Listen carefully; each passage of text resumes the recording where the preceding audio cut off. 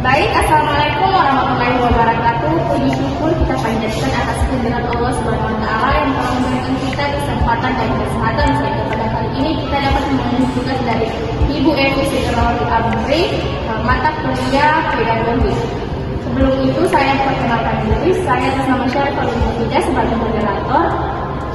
Saya Nur Aulia Harunisa sebagai pemateri pertama. Saya atas nama Tasya Purilia sebagai pemateri kedua. Saya Stella sebagai pemateri ketiga. Untuk mengefisienkan waktu, saya akan persilakan pemateri pertama untuk memaparkan materinya. Baiklah, langsung saja. Bagian A, konsep kemampuan reflektif. Kemampuan adalah kesanggupan yang berhubungan dengan kemampuan intelektual dan terwujud sebagai aktivitas mental berpikir, menalar, memecahkan masalah hingga kemampuan reflektif. Pembiasaan sikap reflektif diawali dengan kemauan untuk mendengarkan dengan sungguh dan memaknai pengalaman. Reflektif adalah tindakan merenungkan dan belajar dari pengalaman. Terdapat keterhubungan dari kemampuan reflektif terhadap profesionalitas. Kemampuan reflektif akan menumbuhkan sebuah sikap moral. Kemampuan reflektif merupakan prediktor terhadap kompetensi pedagogik. Kemampuan reflektif dalam pembelajaran merupakan sebuah praktik mengumpulkan data mengenai proses pembelajaran dan data ini menjadi bahan reflektif dari para guru.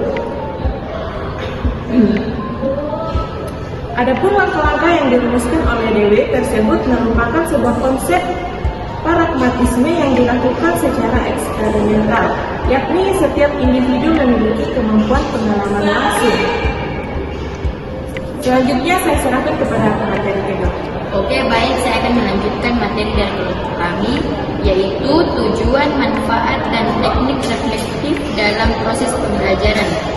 Dalam pembelajaran, reflektif memiliki beberapa tujuan antara lain. Yang pertama, pemetaan minat belajar anak.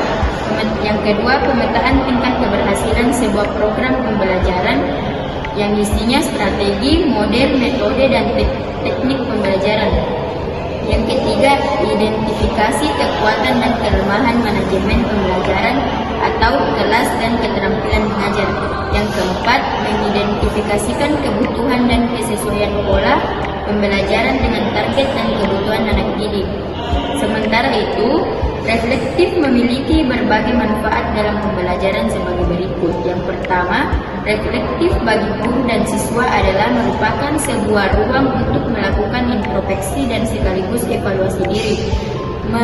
Merenungkan jauh ke dalam kegiatan yang telah dilakukan, apa manfaatnya, apa kekuatannya, apa kekurangannya, dan bagaimana agar kedepannya menjadi lebih baik lagi.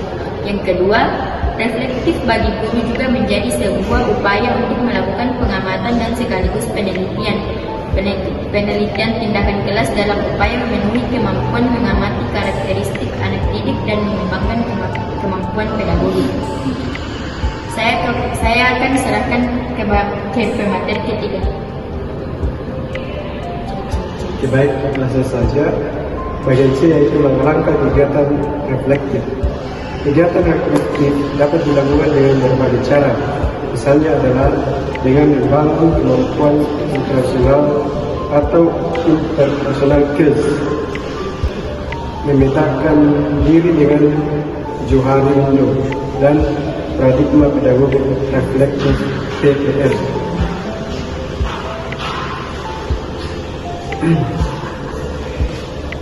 Keterampilan dan sebagai bagian dari kecerdasan interpersonal sebagai berikut.